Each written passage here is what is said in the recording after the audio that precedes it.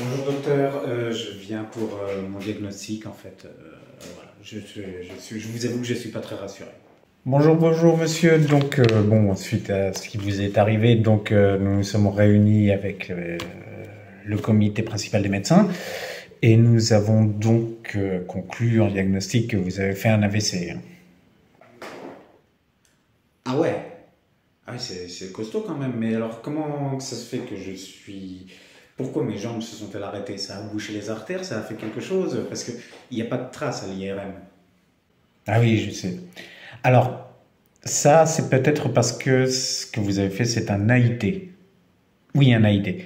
C'est pour ça. Ça ne se voit pas, mais il peut y avoir des complications à venir, mais ça, bon, faut qu'on en discute entre nous. Oui, et d'accord, il laisse pas de traces, il laisse des traces, ok. Mais il n'y a pas de... Je veux dire, pour ces complications, comment que ça se fait? Un AIT avec complications, oui, tout à fait.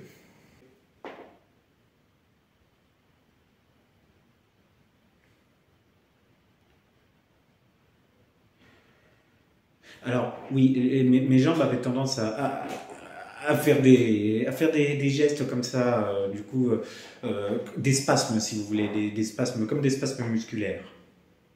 Alors ça, on suppose que nous, on appelle ça entre nous communément le syndrome des jambes sans repos.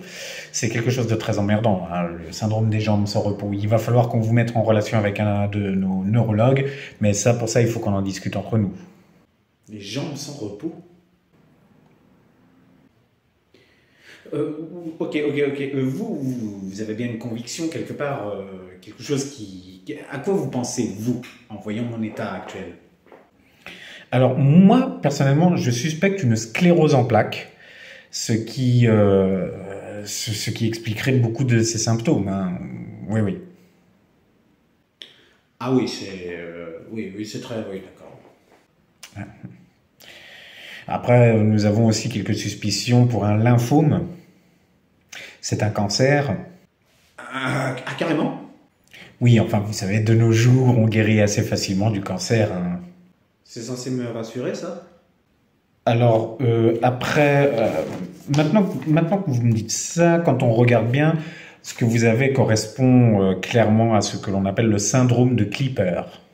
C'est très très rare. Bon, alors, moi, je sais même pas de ce que c'est, de quoi il s'agit. Je n'ai jamais entendu parler de ça. Non, en fait, bon, il faut bien sûr qu'on se réunisse entre collègues pour en discuter, entre confrères, si je puis dire, parce que en fait, on pense que vous êtes un nazi.